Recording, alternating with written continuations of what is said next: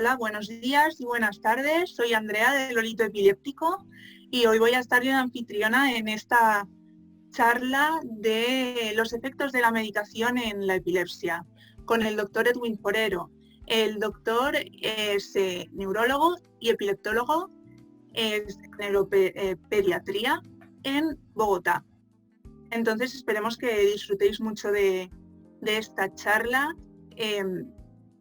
Sobre todo por la medicación, ¿no? Que muchas veces cuando nos dicen con la epilepsia vais a tomar este medicamento, ¿no? Y no sabemos cómo nos va a afectar, qué es ese medicamento, pues siempre está bien conocer un poco más acerca de las medicinas, de las pastillas que nos tomamos y qué nos va a pasar. Así que, doctor Edwin Forero, le invito a que entre ya, por favor. Buenos días allí. Hola, buenos días, buenas tardes por allá tal vez, ¿cierto? ¿Cómo están? Muy bien, ¿usted qué tal? Bien, bien, muchas gracias. Bueno, pues... tú me dirás. Bueno, pues vamos a empezar con los medicamentos antiepilépticos y qué son, ¿no? Cuando nos dicen, ¿qué vamos a tomar? Que vamos, tome este medicamento. ¿Qué es eso? Vale, entonces, mira, yo digamos que la idea es que preparé unas pocas diapositivas básicamente para hacer una explicación de, digamos, de dónde surge todo esto, ¿no? Obviamente, no los voy a llenar de términos técnicos, la idea es que esto sea una charla dinámica, que podamos participar, que me pueda interrumpir en cualquier momento. Esto no es una charla magistral, simplemente me ayudan a tratar de identificar, digamos, de partir de un punto, ¿cierto? Y para que ustedes puedan tener un poquito más claro, que a veces nosotros en la consulta nos quedamos muy cortos en la información que suministramos por el afán, porque hay muchos más pacientes, en fin. Entonces la idea es que podamos tener este espacio y charlar más tranquilamente al respecto, ¿vale? En cualquier momento ustedes preguntan, no importa, ¿vale? Lo que le iba a decir un momento es que sí, al final de la charla vamos a leer el chat, ¿vale? Y ahí vamos contestando, ¿le parece? Vale, perfecto, no hay problema. Voy a intentar hacer esto, a ver. Esto ha sido un cuento con la tecnología. Vamos a ver. Ahí está. Ahí está. Perfecto. Ahí lo tenemos. Listo, perfecto. No sé si esto también queda minimizado, tal vez sí. Vale. ¿Ahí lo ven bien? Se ve estupendo. Perfecto. Listo, entonces, bueno, como ya me presentó Andrea, entonces mi nombre es Edwin Forero, soy un neurólogo pediatra y pues soy especialista en epilepsia. Principalmente, digamos que trabajo y me dedico obviamente a ver niños con epilepsia. Con adultos también trabajo, sin embargo, pues en algunas ocasiones obviamente que tengan epilepsia. Entonces la idea de la charla es empezar, digamos, explicando algunas cosas, digamos, básicas. Lo primero es, ¿qué es epilepsia? ¿Cierto? Tenemos que partir de la base. Entonces, la epilepsia, recuerden, no es más que una enfermedad, ¿cierto? Que le favorece o le predispone a uno a tener convulsiones. Las convulsiones, pues los movimientos que tenemos, ¿cierto? Que es la manifestación física que tenemos. Pero la epilepsia no es más que esto, esa condición que te predispone a tener convulsiones, que puede ocurrir en cualquier momento de la vida, ¿cierto? Y que obviamente el hecho de tener esta condición, pues digamos que acarrea algunas otras consecuencias, a veces a nivel psicológico, a veces a nivel social, por supuesto, ¿cierto? Entonces, en todos esos ambientes influiría, digamos, a nivel cognitivo, en todos esos ambientes influiría, el tener una epilepsia. Ustedes escuchan los términos que tuvo una convulsión, que tuvo una crisis epiléptica.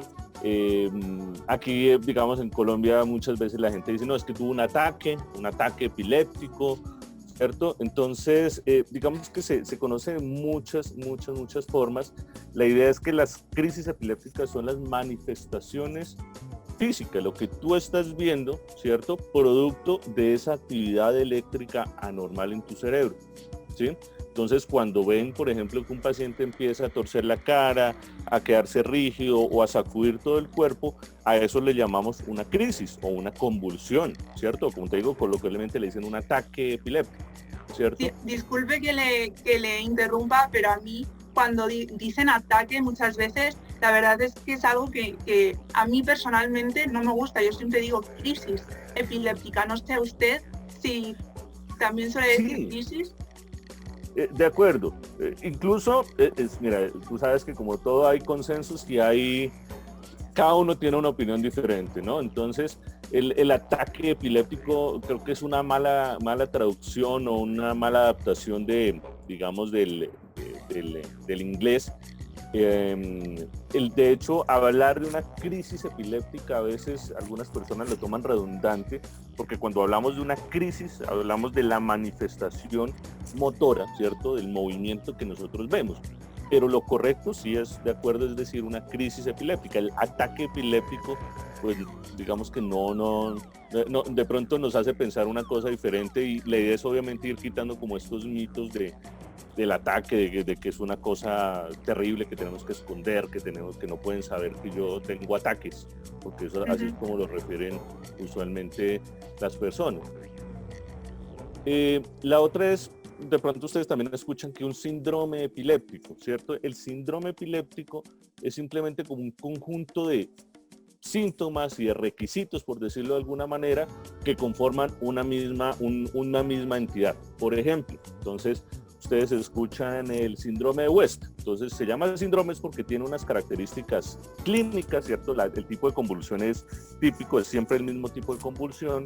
Tiene unas características eléctricas en los exámenes de electroencefalograma, tiene unas particularidades que lo diferencian de los demás, y adicionalmente tiene unas condiciones, en el caso del desarrollo de ese síndrome, pues donde hay un retraso. Entonces, digamos que para todo lo que ustedes siempre escuchan que tiene un síndrome de Dravet, de Lennox-Gastaut, de West, de un montón de cosas, sobre todo en niños, es porque básicamente tiene una serie de requisitos los cuales cumple, ¿cierto? Clínicos, en cuanto al tipo de convulsiones, y adicionalmente a las características de los exámenes, de los electroencefalogramas. Entonces, ustedes escuchan con frecuencia ese tipo de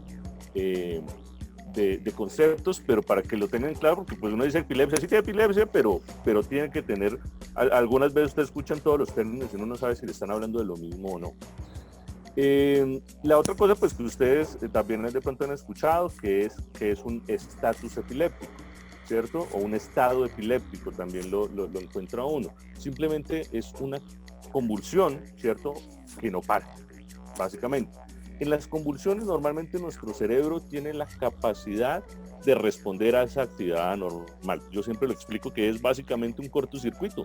Si tú tienes un cortocircuito en la casa, escuchas que están saliendo chispas de un enchufe, tú corres, vas y bajas digamos, el interruptor de la luz para que no pase más corriente, ¿cierto? Algo similar pasa en el cerebro. El cerebro tiene la capacidad de, cuando tiene esa actividad anormal, ese cortocircuito, tiene la posibilidad de pararlo. Pero ¿qué pasa cuando ese corto, esa actividad eléctrica anormal es muy grande o digamos que sobrepasa mis mecanismos como de contención? Pues la convulsión continúa y no la puede parar por sí solo el cerebro.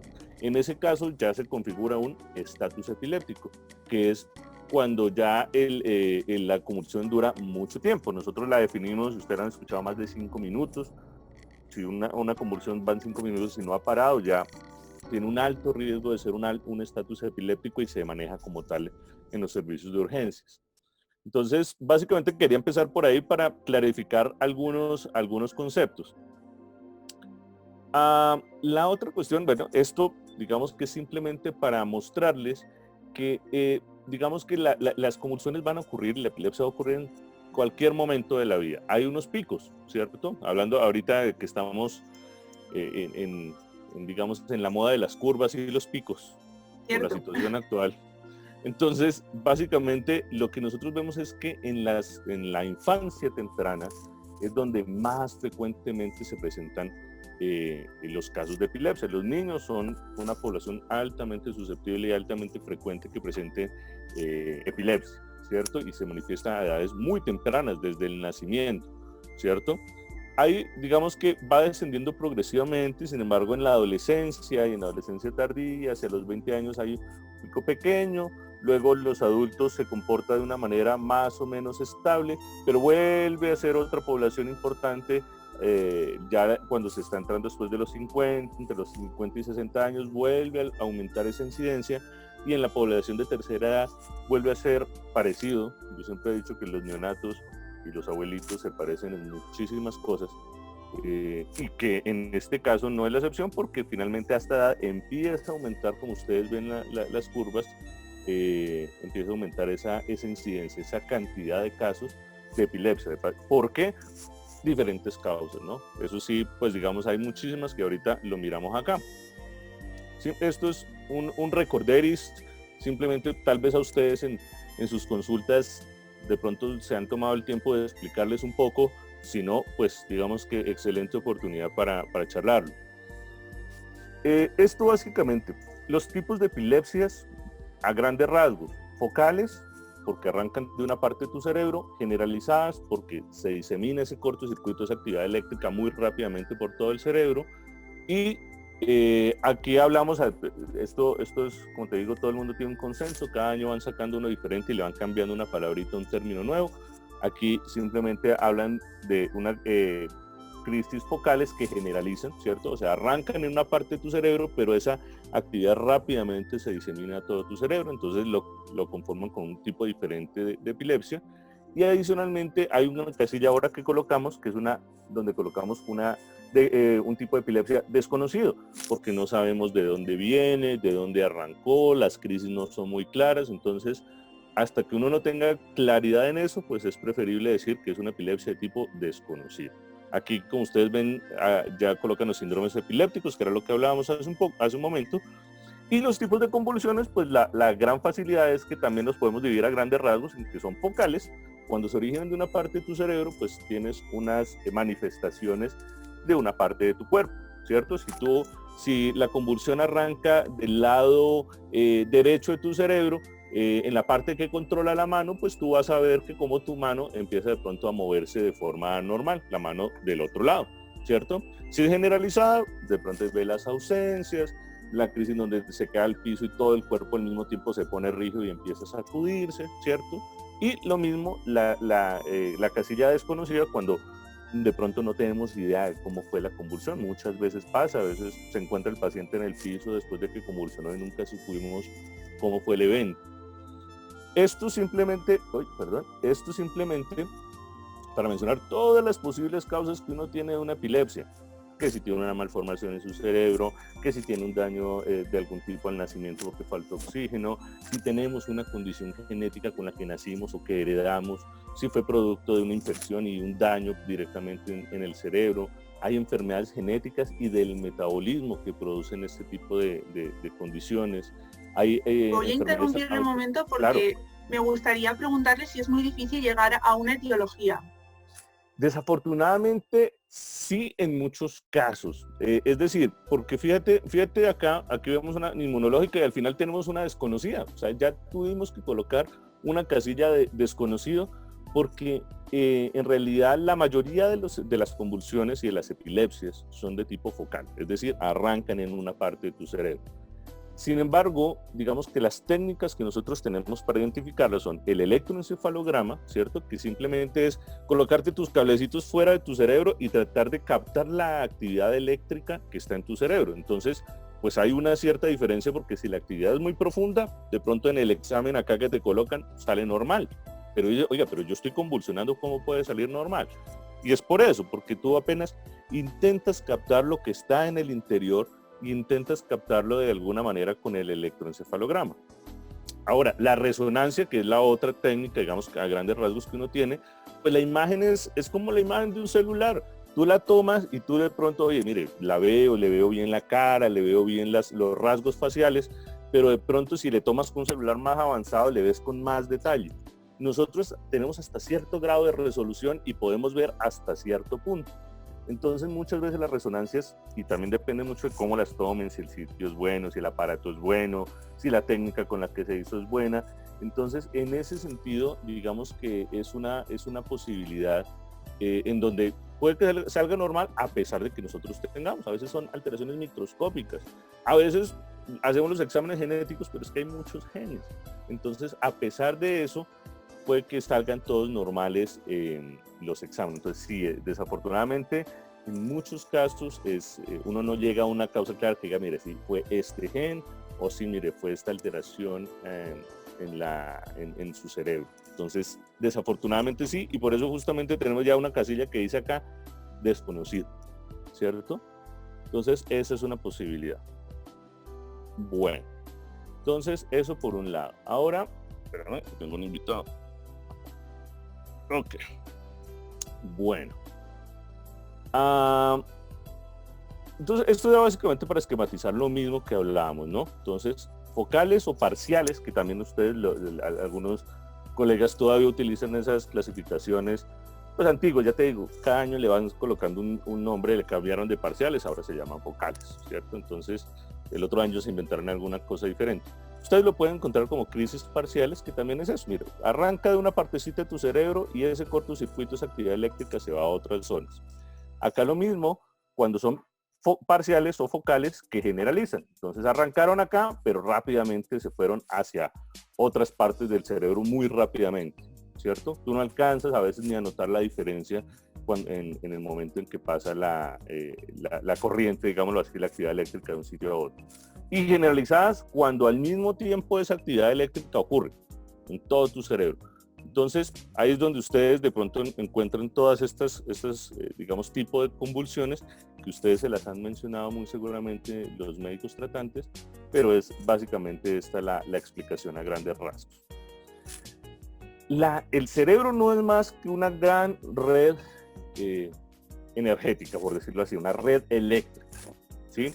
Donde se comunican cada una de las neuronas por medio de, digamos, de impulsos, ¿ciertos? Eléctricos que se provocan por un montón de sustancias en tu cerebro, ¿cierto? Pero es básicamente esto, una gran red eléctrica. Y de eso depende. Entonces, por eso volví a la analogía del cortocircuito en la casa, ¿cierto? Es lo mismo. Tienes una red eléctrica que si funciona bien, y aquí esta es una esquematización de una neurona, ¿cierto? Aquí otra neurona, y fíjense cómo estos bracitos se van uniendo, ¿cierto? Ven acá las uniones. Eso es lo que ocurre, es una red de millones y millones y millones de células que se unen de esta manera, ¿cierto? Unen sus brazos y sus piernas y pasan estos impulsos eléctricos. Y por ahí pasa toda la información y pasa todo digamos que todo el impulso nervioso, que es a la larga lo que nos puede generar, digamos que si está alterado, pues nos generan las convulsiones, ¿cierto? Si de pronto esta neurona es una neurona enferma y está produciendo demasiados impulsos y no es capaz esta otra neurona y esta unión no es capaz de controlar eso, pues ahí es donde se produce como esa actividad eléctrica normal y que genera a la larga las convulsiones. ¿Por qué es toda esta introducción para llegar a este punto si lo que íbamos a hablar era de medicamentos? Básicamente porque es importante conocer que estas neuronas se unen acá y hacen este puente, esta unión. En esta unión, ¿cierto? Principalmente es donde van a actuar la mayoría de los medicamentos, ¿cierto? Pues uno dice, bueno, si me hace el medicamento, ¿cómo funciona? Entonces vuelvo a mis analogías. Yo digo, el medicamento funciona como una cinta aislante. Entonces, si nosotros tenemos un cortocircuito, ¿cierto? En donde esta unión me está fallando por una u otra razón, necesitamos un medicamento o una sustancia, básicamente, que actúe en esta unión de las dos neuronas, obviamente estoy hablando a millones de neuronas, y que produzcan un control de esa actividad eléctrica normal. Nosotros hablamos de hiperexcitabilidad, ¿cierto? O inhibición o excitación. Pues básicamente si esa neurona está produciendo demasiados impulsos nerviosos descontrolados, pues a la larga va a contagiar a las demás neuronas que hagan lo mismo y producen lo que nosotros conocemos como una convulsión, ¿cierto? Pero si hay un medicamento o una sustancia que a este nivel, en esas uniones, actúa evitando ese impulso nervioso, pues vamos a poder de alguna manera controlar. Eso, digamos que a grandes rasgos es lo que hacen los medicamentos. Entonces aquí hagamos como un acercamiento, ¿cierto? Si hacemos un acercamiento a estas uniones, vamos a encontrar esto. No se asusten.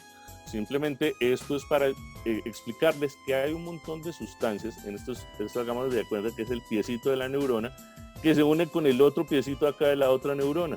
Entonces, aquí, digamos, desde hace mucho tiempo sabemos que estas sustancias que se producen y que son normales para la producción de ese impulso eléctrico, ¿cierto? Entonces está el sodio, está el potasio, está el calcio y están otra serie de sustancias, algunas que se encargan de favorecer el impulso nervioso porque es normal tener el impulso nervioso y debe haber unas sustancias que favorezcan que pase esa corriente, ¿cierto? Y otras sustancias que dicen, oiga, ya está mucho, vamos a frenar un poco esa corriente, ¿cierto? Entonces hay sustancias que favorecen y otras que inhiben, ¿cierto?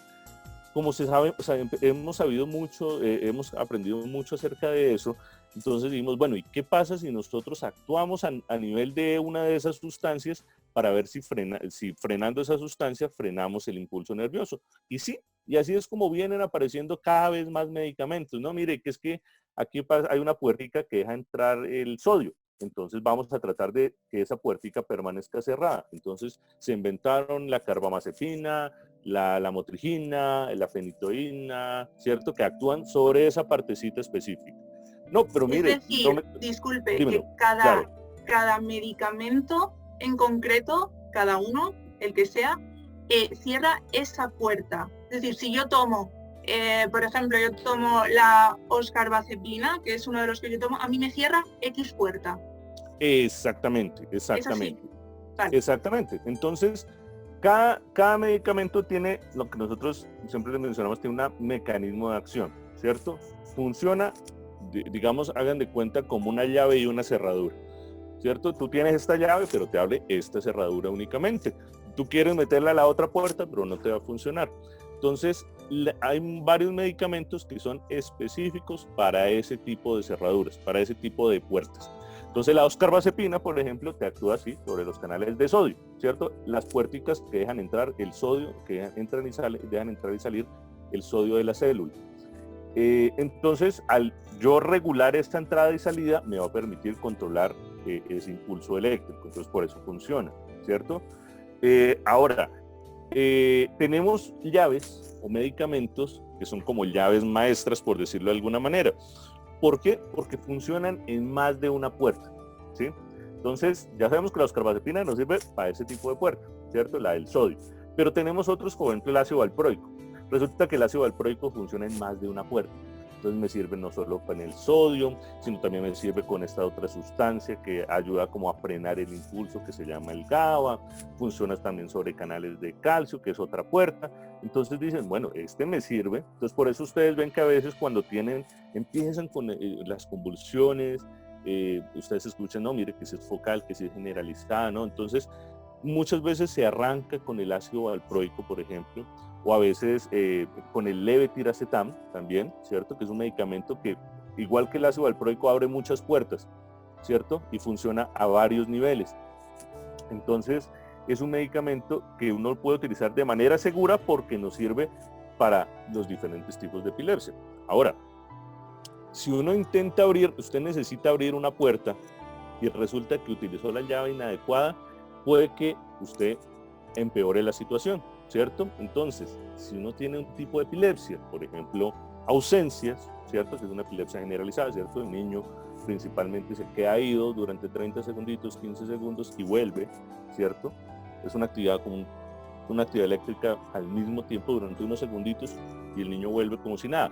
Eso sabemos que es una epilepsia generalizada. Y sabemos que algunos medicamentos que abren unas puertas específicas, ¿cierto? Que nos empeoran ese tipo de epilepsias. Entonces, por ejemplo, uno utiliza la carbamazepina o la fenitoína en ese tipo de medicamentos, en ese tipo de epilepsias, lo empeoramos. Entonces, por eso, también de eso venía la introducción, porque antes de escoger el medicamento, tenemos que saber qué tipo de epilepsia tenemos, ¿cierto? Porque tenemos que orientar cuál es el mejor medicamento que pudiéramos utilizar y sobre todo para qué tipo de persona y condición. Porque ahorita mencionamos un poquito acerca de sus efectos secundarios y es muy importante saber que yo sé cuál es el tipo de epilepsia que presenta mi paciente y adicionalmente, dada su condición física, emocional, psicosocial, yo sé que de pronto este medicamento va a ser más benéfico que otro. ¿cierto? No porque no me controle bien la epilepsia, aunque es uno de los puntos, por supuesto, sino que también yo tengo que mirar el entorno y mirar los otros factores que a veces pueden afectar que un medicamento a mí me funcione bien o no. Por ejemplo, si tú eres conductor y resulta que yo te doy un medicamento que te genera mucho sueño, pues o te genera un problema muy grande en tu trabajo o tú vas a terminar de abandonar el tratamiento, pues porque obviamente yo no tuve en cuenta eso y voy a generar un efecto que es indeseable. Lo que queremos es que justamente los medicamentos que nosotros utilicemos y que yo me tome, ¿cierto? Pues me genera mi bienestar, no me deje convulsionar, me haga sentir bien, ¿cierto? Que no me genere algo indeseable, sino pues por supuesto no lo voy a tomar. Por eso, disculpe, me ha venido la pregunta. También hay que tener mucho cuidado cuando se juntan varios medicamentos. En mi caso yo tomo varios, entonces me imagino que hay que mirar muy bien. Toma oscarbazepina y hay que mirar que cuando le junto el que sea, le pueda pasar una cosa u otra. Por supuesto, por supuesto. Eso es también muy importante y también a eso voy un poquito de los mecanismos de acción. Desafortunadamente a veces, digamos, se utilizan cosas que funcionan en las mismas puertas. Entonces, si yo ya tengo un medicamento que me funciona en esa puerta, pues colocarle otro medicamento que me funciona en la misma puerta, pero ¿para qué? ¿Cierto? Si yo ya estoy controlando la entrada y salida por esa puerta, pues ¿para qué necesito otra llave u otro medicamento que me ayude a controlar esa misma salida? O sea, no estoy haciendo nada diferente, pero sí podemos aumentar, por ejemplo, los efectos secundarios, ¿cierto? Entonces, eso también es muy importante. Y pues tenemos que mirar cuáles medicamentos son compañeros, ¿cierto? Porque hay algunos que se ayudan y potencian mucho el efecto, pero hay otros que tienen muchos efectos secundarios y también empeoran eso. Entonces, son varios aspectos que uno tiene que tener en cuenta a la hora de escoger un medicamento para, y pues obviamente lograr una buena adherencia, que es lo que queremos, ¿no? O sea, yo siempre les digo muy coloquialmente a mis pacientes, mire, yo acá les puedo dar misa y puedo hablar con ustedes una hora, pero la decisión la toman ustedes. Entonces, si ustedes se sienten bien y quieren seguir tomando el medicamento, pues lo van a hacer. Entonces, lo importante es que ustedes tengan la tranquilidad y tengan la información suficiente para decir, sí, mire, yo sé que es una sustancia ajena a mi cuerpo que voy a tomar, ¿cierto? Pero que me va a ayudar a controlar mi problema, que en este caso son las convulsiones, y que no me va a generar pues otro tipo de problemas. Eso es lo que Por eso pues, vamos también a ir es importante cuando tú empiezas a tomar el medicamento, saber cómo te vas sintiendo, como has dicho antes, de manera no solamente física, sino psicológica, ¿no? Y cómo te sientes. E ir al neurólogo y decirle, no me encuentro bien, ¿qué hacemos con este medicamento? Por supuesto, y es deber de nosotros, obviamente, proveer la información suficiente, ¿cierto? Porque yo digo, mire, este medicamento va a hacer que se me caiga el pelo. Pues yo digo, no, mire, no me gusta ese efecto, yo no quisiera eso para mí, pues venga, ¿qué otras alternativas tenemos? Entonces, eso es fundamental, ese diálogo y ese canal de comunicación que tengamos con nuestro médico, ¿cierto? Que ustedes puedan decirle a su neurólogo, ya sea adulto, de niño, mire, tengo esta duda, tengo este problema, tengo esta inquietud, resuélvamela, explíqueme qué tan frecuente es, porque desafortunadamente también escuchamos muchísimas cosas de tradición oral familiar y del vecino que dice que no se tome ese medicamento porque es terrible, que a mi esposo que era paciente psiquiátrico también se lo daban, entonces cómo se le va a dar al niño, cómo se le va a dar a la persona. Entonces hay que ir desmitificando todo esto, todo obviamente es un medicamento y tiene efectos secundarios, por supuesto, todos, o sea, del acetaminofén, del paracetamol, tal vez lo conocen ustedes, para arriba, todos tienen algún efecto secundario porque es una sustancia ajena a tu cuerpo y que puede generar alguna respuesta, ¿cierto? Pero no quiere decir que eso vaya a ocurrir, ¿no? Para eso justamente Claro, uno va evaluando los riesgos. le voy a poner un ejemplo así para ver un poco más. Yo, por ejemplo, tomaba un medicamento, no sé si decir los nombres, Sí, no hay ningún. Yo tomaba Keppra. A mí el sí. Keppra me sentó muy mal. Uh-huh. Y hace poco mi neuróloga me dijo, vamos a tomar uno nuevo que es primo del Keppra. Y yo El le dije, no. brivaracetam. No sé si ese es el nombre de la sustancia. Y yo le dije que no, pero a mí mi neuróloga me dijo, vamos a intentarlo, porque aunque sea primo del Keppra, no te tiene por qué sentar de la misma forma. Entonces yo le dije, venga, vale. Entonces quizá es cierto que muchas veces tienes miedo, ¿no? Cuando te dicen, toma este medicamento, puede pasarte esto, o alguien te ha dicho algo y tú dices, uy, no, ese no. Pero por otra parte, quizá también está bien decir, venga, voy a intentarlo. Que luego no te sienta bien, pues ahí vas al médico y le dices, no, pero el intentar, ¿por qué no? Estoy completamente de acuerdo contigo. Mira, obviamente cada medicamento es diferente, funciona de una manera diferente y cada cuerpo es diferente, cada cerebro funciona de una manera diferente. Entonces, para mí es difícil comparar, mire, para mí el dolor de cabeza no se me quita con un paracetamol, con un acetaminofén, no, a mí no me funciona, yo tengo que tomarme 3 y 4 pastillas más fuertes para que me quite, por decirte algo.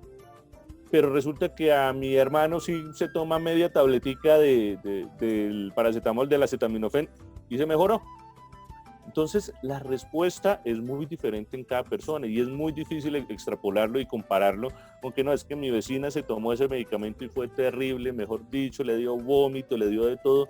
Sí es posible, ese medicamento puede que a ella no le haya funcionado bien por su mismo metabolismo, por sus hábitos alimenticios, por sus hábitos generales, por su misma genética, pero eso no lo puedo comparar con mi otro paciente, ¿cierto? Que pues tiene un metabolismo y una genética completamente diferente. Entonces, eso es una cosa que sí hay que tener muy en cuenta. Esta gráfica es básicamente para mostrarles cómo desde tiempos muy lejanos se empezaron a utilizar los medicamentos. ¿Por qué llamamos de primera generación, de segunda generación, de tercera generación y vamos subiendo? Porque la diferencia es básicamente los efectos secundarios, ¿cierto? Fueron los primeros medicamentos que empezaron a aparecer, ¿cierto? Y que se conocen de primera generación. ¿Saben qué es lo curioso? Que hoy, ¿cierto? Hablando de que en 1850, 60 más o menos aparecieron los bromuros, que fueron los primeros medicamentos que se utilizaron. Realmente nosotros no conocimos a nadie que tuviera ese medicamento. Lo que le siguió después fue algo que ustedes también pueden conocer como el bórax y después el fenobarbital. Mira, estamos hablando de 1910, hace más de 100 años. Y ¿saben una cosa chistosa? Seguimos utilizando el fenobarbital. ¿Saben otra cosa chistosa? Sigue siendo tan o más efectivo incluso que muchos de los medicamentos que utilizamos actualmente. ¿Sí? Al igual que la fenitoína, que ustedes la utilizan, en adultos se utiliza mucho la fenitoína. Personalmente en niños no nos gusta tanto por los efectos que puede tener a largo plazo, que eso lo charlamos en un momento. Pero entonces... Pues doctor, si le parece, vamos a intentar ir a los efectos porque en breve vamos a tener que contestar las preguntas. Perfecto. Y para no cortar las preguntas y no dejar a la gente sin la respuesta, vamos a intentar ir un poquito más rápido con los efectos. ¿Sí? Vale, perfecto. Bien. Listo. Gracias. Esto, como les diga, simplemente es para puntualizar que los medicamentos de primera generación tienen más efectos secundarios, ¿cierto? Que son los primeros que salieron.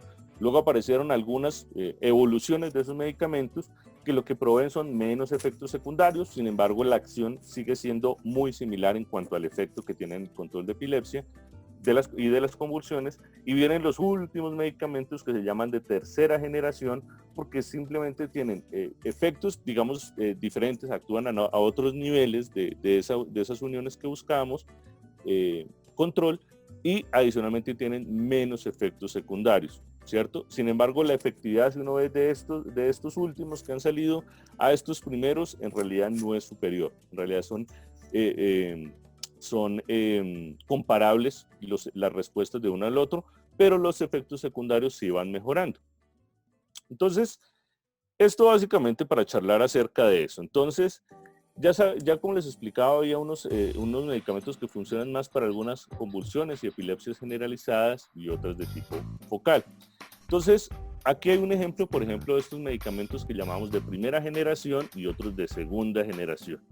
Por ejemplo, la carbamazepina.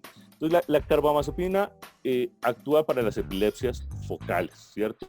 Se inicia, sin embargo, ¿cuáles son los efectos más frecuentes de la carbamazepina? La somnolencia, el mareo, las náuseas, ¿cierto? Eso es lo que más frecuentemente genera.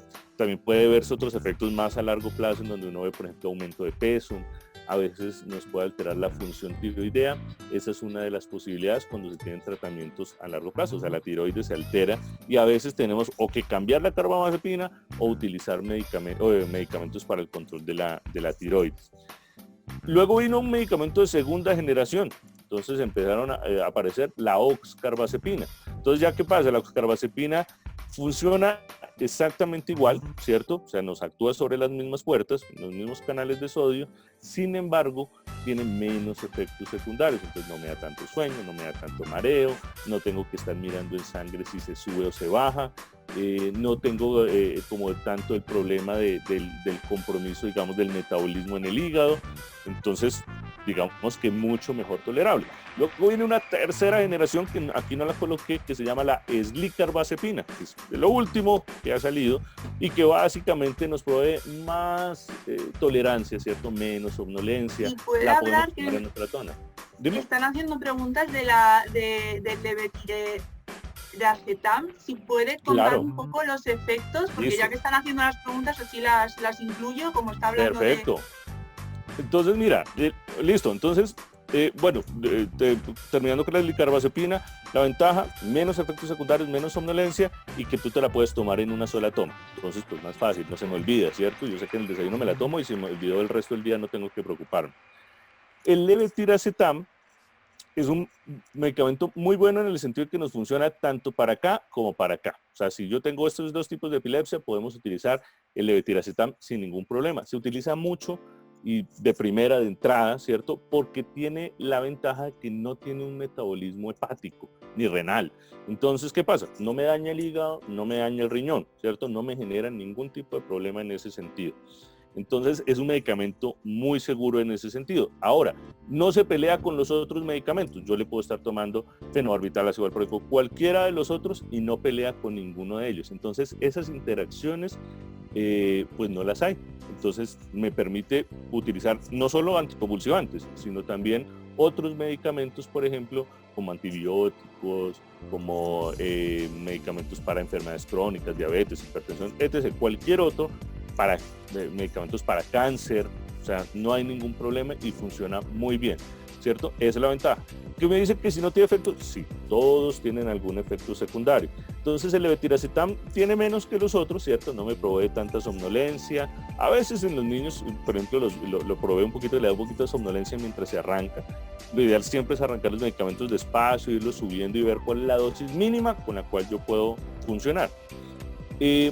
Sin embargo, el levetiracetam a veces tiene unos síntomas leves, por ejemplo, hacen estreñimiento, entonces a veces se ponen un poquito más duritos los niños. En adultos ocurre un poco menos, pero en adultos sí ocurre, en adolescentes y ya adultos, lo que sí ocurre son síntomas comportamentales y síntomas afectivos, es decir, se pone la persona un poco más irritable, ¿cierto? Se pone más de mal genio, él ya era de mal genio, pero ahora es peor, ¿cierto? Se irrita con todo o adicionalmente se pone muy triste, entonces se le baja el ánimo, tiene llanto fácil, ¿cierto? Como que se empieza a deprimir y eso sí es uno de los efectos frecuentes que uno puede ver con el levetiracetam, sobre todo en adolescentes y adultos, y eso es sobre todo lo que uno tiene que estar más pendiente porque pues, son síntomas a veces muy importantes.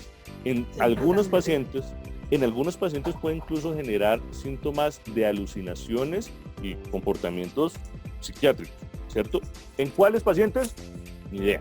Esos son algo que llamamos como reacciones idiosincráticas, es decir, cada persona responde de una manera diferente. Entonces, a la otra persona se tomó 5 tabletas al día y no le hace ni cosquillas, pero otra persona se tomó con la primera tableta, de pronto empezó a tener síntomas de alucinación o de sentirse angustiado, sentirse perseguido. Vimpat, que es la lacosamida, ¿verdad? Están preguntando que si interfieren los ciclos del sueño. Ok, entonces la lacosamida es también uno de los medicamentos también de tercera generación, ¿cierto? Que también nos funciona para el control de las puertas de sodio. Ahora, tiene síntomas, efectos secundarios similares en algún sentido con el levetiracetam, en donde también nos puede producir esos efectos digamos, que los anotan ahí incluso como síntomas psiquiátricos, ¿cierto? A veces de alucinaciones o de psicosis, ellos lo refieren ahí. A veces eso se puede ver con la lacosamida. Con los ciclos del sueño, habitualmente no es que haya un efecto directo. ¿Qué pasa? La lacosamida indirectamente, aunque genera mucho menos sueño, sí puede generar un poquito durante el día. Pero que yo te diga, mira, yo tomo lacosamida y ahora ya no puedo dormir en la noche porque no me da sueño, digamos que no es un efecto frecuente. No es un efecto frecuente. Habría que mirar los otros, si está tomando más de un medicamento o si adicionalmente hay algún otro factor que esté interfiriendo. Como te digo, no es un efecto frecuente de la lacosamida. Sin embargo, tú lo ves y cuando lees el prescripto, pues está todas las cantidades de efectos posibles. Pero es mejor no leerlo, ¿no? Porque entonces dices sí. Hasta luego. No, o sea, si tú te lees cualquier medicamento del acetaminofén para arriba y te lees el prescripto y dices, no, en la vida me vuelvo a tomar esto, porque dices, no, me va a dar una enfermedad terrible el hígado, entonces no me lo va a tomar. Y como ustedes saben, es parte del desarrollo del medicamento buscar como todos esos efectos secundarios y describirlos, por supuesto, pero no quiere decir que a mí me vaya a pasar. Es decir, yo me tomo un medicamento para el dolor de cabeza y a mí nunca se me ha dañado el riñón, nunca he tenido un problema del hígado. No todo el mundo le pasa y obviamente requieren. Y aquí hay dos preguntas que veo interesantes, que dice que si con el uso, que si usted está de acuerdo con el uso de varios medicamentos en epilepsias refractarias. Depende. Digamos que la cuestión está en que nosotros ya sabemos por estudios en muchas personas que cuando utilizamos un medicamento, un primer medicamento, dependiendo del tipo de epilepsia, si es generalizada o focal, a veces nos va mejor con las generalizadas que con las focales, pero a veces con el primer medicamento logramos un control entre el 50 y el 70%, depende del tipo de epilepsia, con un medicamento. O sea, esa es la efectividad que tendríamos con el primer medicamento. Si nosotros le sumamos un segundo medicamento, que a veces lo utilizamos para combinarlo, logramos un efecto adicional como un 20, un 30% adicional, ¿cierto? Pero ya cuando utilizamos un tercer medicamento, digamos que lo que le adicionamos de efectividad, o sea, de control de crisis, es solo un 5%. Entonces, cuando decimos, bueno, pues aquí tiene 4 o 5 medicamentos y ya sé que después del tercero solo me adiciona un 5% de más, o sea, de beneficio de control de convulsiones. Entonces, digamos que yo personalmente intento dejar el paciente con la menor cantidad de medicamentos, al menos 2 medicamentos en la medida de lo posible, y si no nos funciona, porque ya a partir de ahí hablamos de epilepsias refractarias, pues buscamos o una combinación diferente de medicamentos, porque pues, si no nos funciona, es como un partido de fútbol. Si a mí no me funcionaron los 2 delanteros de ninguna manera, pues yo tendré que buscar un cambio, buscar una estrategia diferente. Entonces, en este caso ocurre lo mismo. Si yo tengo el ácido valproico y la carbamazepina, que es una combinación que frecuentemente utilizan, y no me funciona, pues no me sirve de nada, pues yo sé que ya no me funciona, venga, sumémosle entonces la lacosamida, a ver si con este sí. Pues si no me funcionan esos, pues yo lo que tengo que hacer es buscar cambiar alguno de esos o buscar una combinación en donde esos dos sí se potencie el efecto, o buscar otro tipo de terapias, ¿no? Entonces ya aparecen la dieta cetogénica, las cirugías, etc., ¿cierto? Ya hay un montón de opciones. Vale, pues creo que voy a hacer alguna pregunta más y tenemos que ir cortando porque hemos hecho ya la hora. Entonces quería preguntarle algo interesante, que es el efecto del CBD. Ok, entonces mira, con el CBD digamos que hay una cosa interesante, y es que es un medicamento más. Es lo primero que quisiera decir. No es un medicamento milagroso, es a partir de una planta sí, pero no por eso quiere decir que no tenga efectos secundarios, ¿cierto? Entonces el CBD es una sustancia, una de las sustancias que se extrae de la planta del cannabis, ¿cierto? De la marihuana que popularmente conocemos, ¿cierto? Es solo una de las sustancias y es la que queremos y la que sabemos que funciona para epilepsia, ¿sí? La cuestión está en que en este momento ya tenemos productos que sabemos cuánto tienen de cada uno. Es decir, cuando a ti te dan el levetiracetam, a ti te dicen, mire, yo te doy 500 miligramos y si te sienta bien te subo a 1000 miligramos, ¿cierto?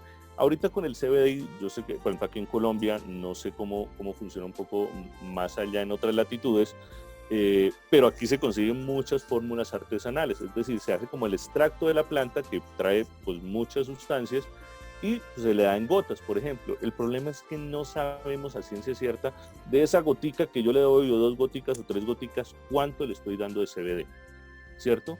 Pero es un medicamento que hasta el momento ha funcionado para algunos síndromes epilépticos específicos y que se está estudiando cada vez más para otro tipo de epilepsias y parece que ha funcionado. O sea, nos ha funcionado tanto para las focales como para las generalizadas, ¿vale? Por ejemplo, aquí en España se ha podido empezar a usar con el síndrome de Dravet. Al parecer es bueno, ¿no? Con ese síndrome. Exacto, entonces ya digamos que el primero que salió fue el Epidiolex, ¿cierto? Y el que hay es el CBD purificado, ¿cierto? Solo trae CBD ese frasquito, nada más.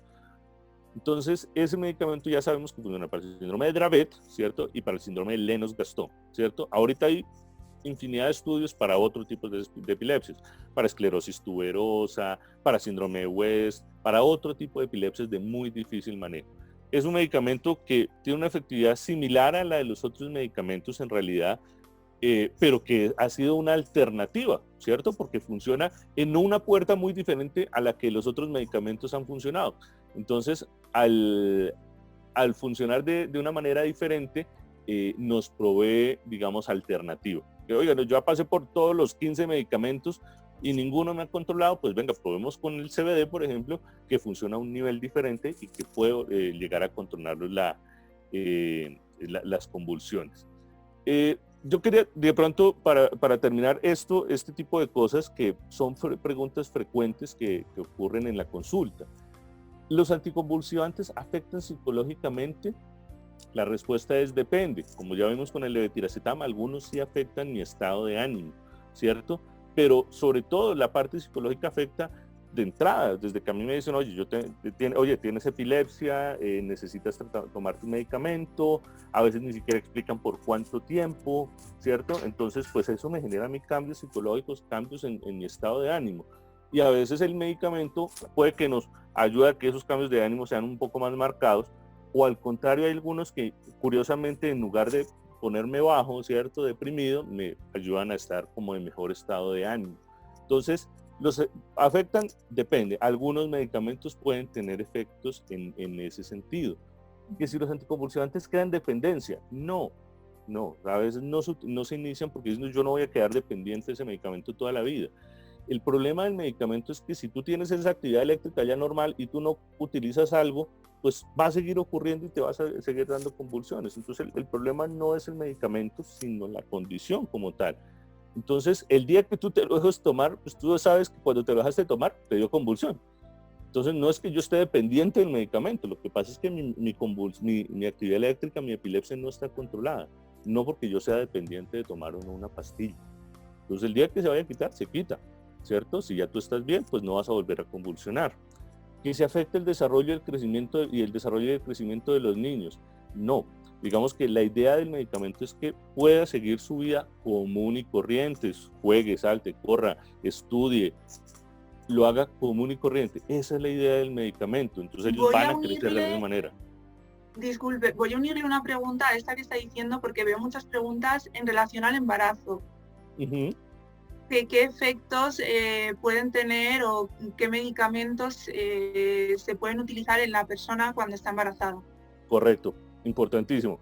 Entonces, mira, importante que cuando las personas, las mujeres tienen epilepsia, ¿cierto? Digamos, si tengan, digamos, la intención o tenga la proyección de embarazarse, eso se comente previamente con neurólogo. Primero que nada, ¿por qué? Porque hay medicamentos que sí pueden afectar y pueden generar efectos en el feto. ¿Cuáles? Ácido valproico principalmente. Entonces, si una persona está tomando ácido valproico y dice voy a quedar en embarazo o me enteré hoy que tengo un embarazo, tengo que comunicarme inmediatamente para que me lo cambien por otro medicamento.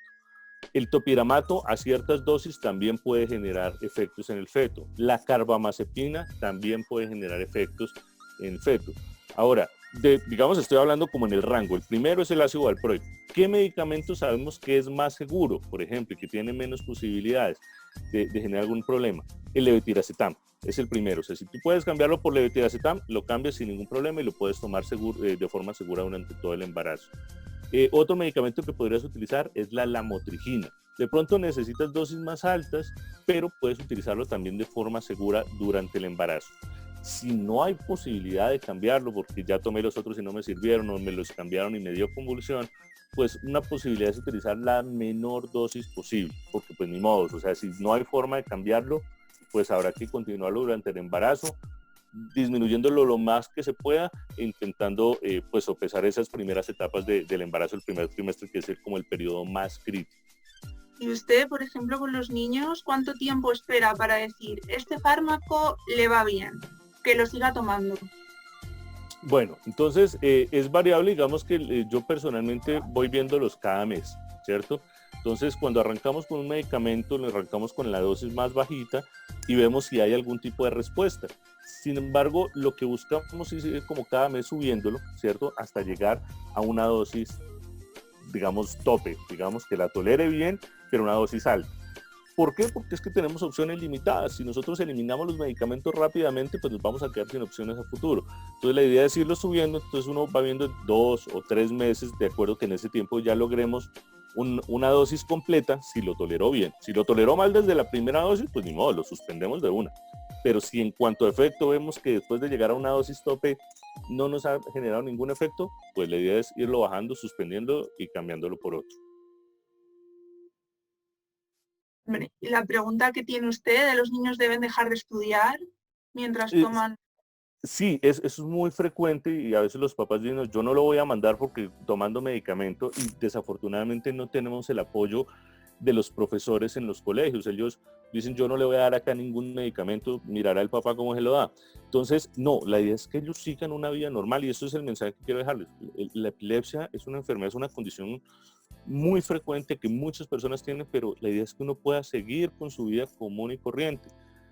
Entonces, en cuanto a los niños, ellos simplemente uno trata de acomodar los horarios, que es importante. A veces, digamos, se deja cada 8 horas y el niño está estudiando de 7 a 4, entonces me toca mirar quién se lo da en el colegio, o si la profesora de pronto hace el favor, porque toca pedirles el favor, o si de pronto no se le olvidó, por ejemplo, que confiando en que ella no se le olvide darle el medicamento a la hora que es. Entonces, a veces hay que adaptar de pronto las dosis para dejárselo de pronto en la mañana y en la noche, que yo se las puedo administrar, pero la idea es que él pueda ir a su colegio de forma segura y que los medicamentos no le generen el sueño ni una afectación en su estado normal para que no puedan, digamos, completar sus estudios, ¿no? Que esté demasiado dormido, que esté mareado, porque pues en ese caso pues habrá que evaluarlo y ajustar los medicamentos rápidamente, ¿no? Estas dos últimas, que son, por ejemplo, los medicamentos dañan otros órganos. No, o sea, no es que estén dañando los órganos, entre más pastillas me tome, me está dañando cada vez un poquito más el hígado, un poquito más. Y si yo me lo tomo durante muchos años, entonces quién sabe cómo voy a tener ese hígado en 5 años. Entonces, no, lo que pasa es que el metabolismo, los medicamentos pasan por un metabolismo donde se procesa y uno de el órgano principal es el hígado, ¿cierto? Hay otro que es los riñones y en otros órganos. Pero no es que lo esté dañando como una gotica que está cayendo en una piedra y le está abriendo un huequito, no. Sin embargo, nosotros tenemos que hacer exámenes, ¿cierto? Con algunos medicamentos, no con todos, para tratar de evaluar justamente cómo lo está tolerando. Si de pronto dice este medicamento fue muy fuerte para este organismo, para este hígado en particular, y me lo está alterando, pues tenemos que buscar otra opción. Sencillo, no hay de otra. Pero no es porque yo cada gotica, cada pastillita es como un huequito que le estoy abriendo al hígado, no, ¿cierto? Nosotros por eso tenemos que hacer un seguimiento y haciendo esos exámenes para chequear si generan algún efecto indeseable. Y bueno, esta última que es muy frecuente, que nunca desafortunadamente explican, y es que si el medicamento es para toda la vida, la respuesta es no necesariamente. Si son epilepsias que son genéticas, que son niños pequeños, son adultos que no tienen ningún daño en su cerebro, los exámenes son normales y las epilepsias se comportan de una manera benigna, por decirlo de alguna manera, es decir, son convulsiones cortas, poca cantidad, y con un medicamento se logra controlar, ¿cierto? Pues la probabilidad de que cuando pasen ese tiempo, que nosotros sabemos que son aproximadamente 2 años de tratamiento, sin presencia de nuevas convulsiones, si pasa ese tiempo y no vuelve a ocurrir ninguna convulsión, pues vamos a poder retirar el medicamento sin ningún problema, ¿cierto? Y son 2 años de tratamiento. que es que me volvió a convulsionar, pues correremos el tiempo un poquito más, pero eso no quiere decir que es para toda la vida. Hay otras condiciones, obviamente yo tengo un daño en mi cerebro que yo no puedo corregir porque tuve un tumor y me lo quitaron y me quedó una cicatriz, o me faltó oxígeno y me quedó una cicatriz. En ese caso, yo digo, mira, es muy probable que sí vamos a tener que tomar un medicamento durante mucho más tiempo, a veces de forma permanente, porque es que la situación está ahí en su cerebro y no se puede corregir. En otros casos podemos hacer una cirugía. Cada vez vamos aprendiendo y haciendo más cosas para corregir esas entidades que a veces decimos que no se le puede hacer nada. Conforme pasa el tiempo ya se pueden hacer cada vez más cosas, ¿no? Pero no es para toda la vida. En la mayoría de los casos no es para toda la vida. Entonces es importante tener esa claridad. No sé qué otras preguntas tengan ustedes por ahí. También hay una pregunta, aunque ya hemos hablado de la forma psicológica en que puede afectar, pero habla de, pues, igualmente del aspecto emocional y de las crisis de angustia, de ansiedad. ¿Estos medicamentos afectan? Sí, como te digo, hay algunos que sí nos pueden aumentar esos efectos, como el de tiracetam y la lacosamida. A veces esos efectos de angustia, de ansiedad, nos pueden afectar. Entonces, eso toca correlacionarlo muy bien. A veces se utilizan otros medicamentos aparte para el manejo de la ansiedad. Entonces hay que empezar a mirar si esos medicamentos son compatibles con lo que yo me estoy tomando, porque a veces compiten y se bajan los efectos de ambos medicamentos, entonces no me funcionan ni para las convulsiones ni para la ansiedad. Y si yo tengo un medicamento como levetiracetam y me siento muy ansiosa, muy deprimida, muy triste, pues yo de pronto lo que puedo hacer es buscar una opción. Entonces hay medicamentos que me ayudan a estabilizar ese tipo de efectos. Por ejemplo, el ácido valproico es una opción, aunque tiene muchos efectos también, pero a veces me ayuda a estabilizar el estado de ánimo. Uno que a mí me gusta mucho y que funciona muy bien para eso es la lamotrigina, por ejemplo. La lamotrigina ayuda a que me mejore ese estado de ánimo y adicionalmente me sirve para muchos tipos de epilepsia. Entonces es una opción y que uno puede decirle, oiga, mire, yo me siento así, me siento muy angustiado, de pronto qué opciones tenemos de cambiar el medicamento, de buscar una opción diferente, porque sí tiene que ver, claro. También hablan de la fenitoína y el clobazam. ¿Los efectos que tienen estos dos? Entonces, la fenitoína la utilizan mucho en adultos, mucho por su efectividad. En niños no la utilizamos de manera crónica, solo se utiliza en los servicios de emergencia, de urgencia, donde se utiliza de forma aguda cuando el niño llega o el adulto llega convulsionando, entonces se utiliza en ese momento. De forma crónica no lo utilizamos porque sabemos que tienen algunos efectos secundarios a largo plazo. Por ejemplo, el crecimiento de las encías, empieza a salir más vello en la cara de lo normal, por ejemplo.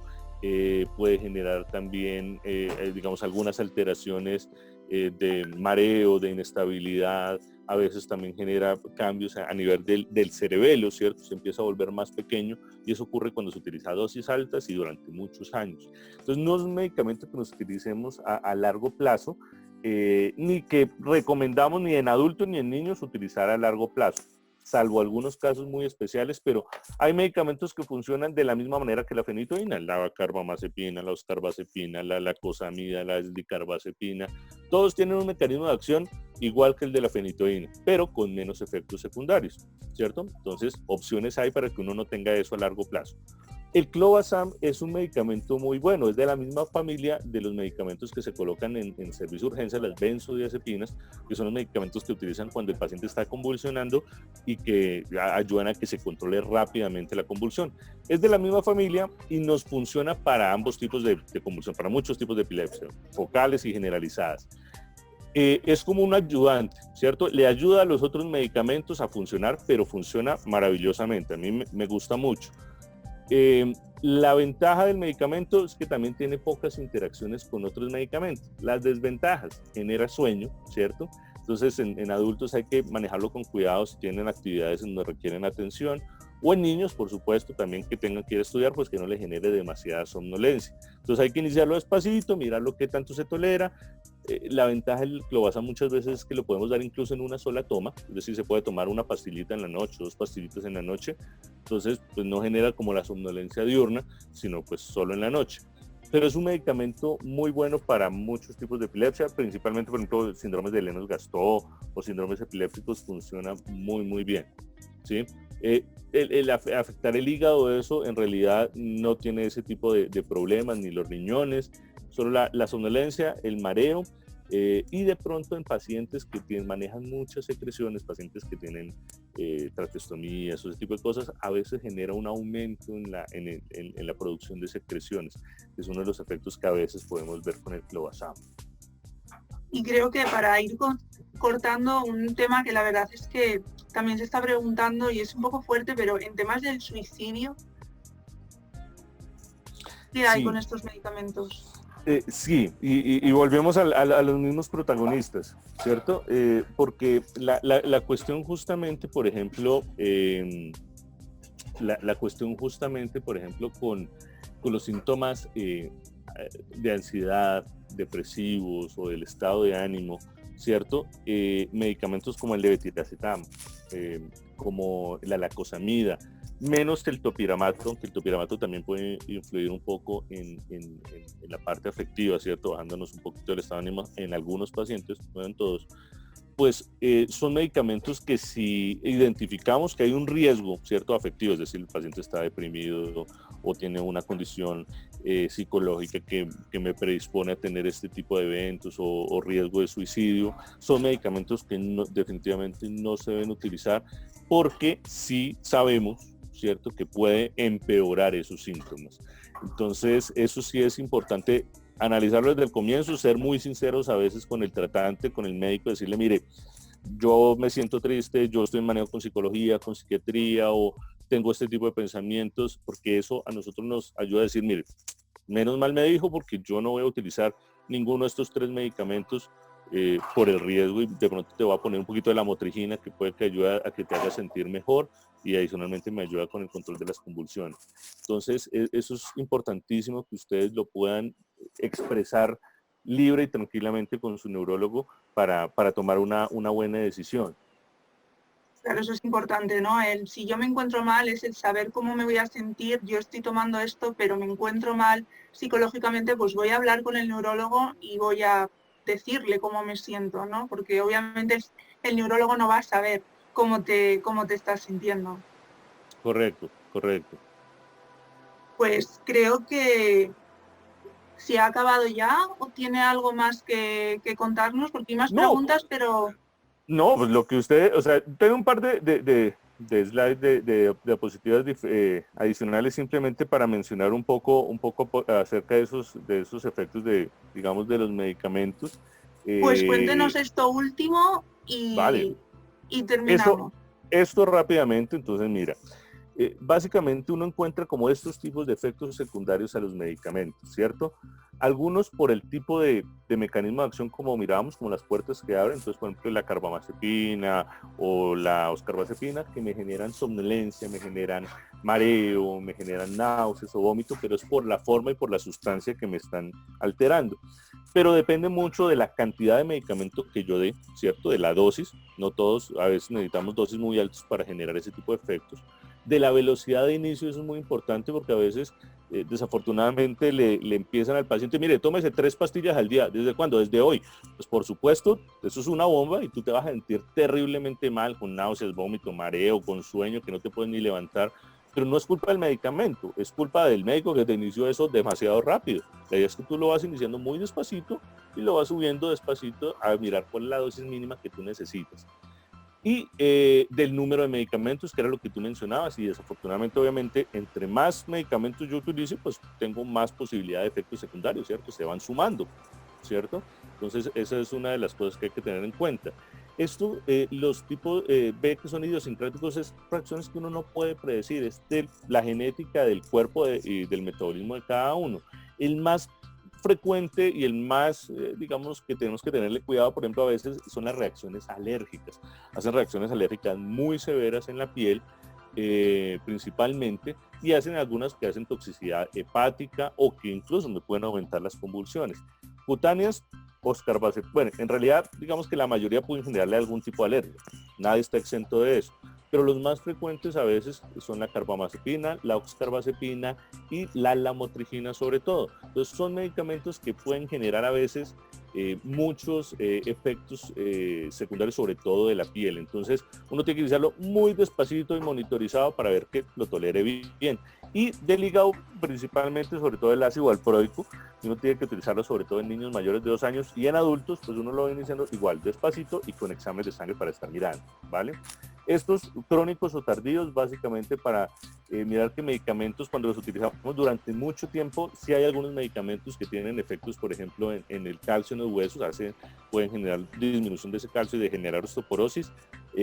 Sí, en algunos pacientes puede ocurrir, por ejemplo, con carbamazepina, con escarbazepina, a veces con ácido valproico menos frecuentemente.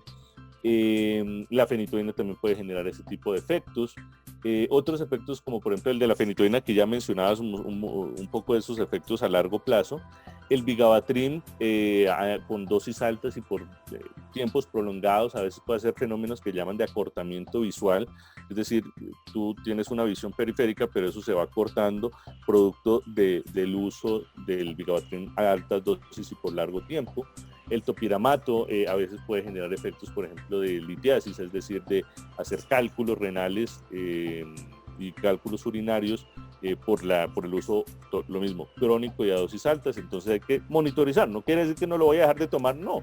Simplemente tenemos que estar haciendo exámenes para chequear que no se vaya a presentar nada de eso. No a todo el mundo le ocurre.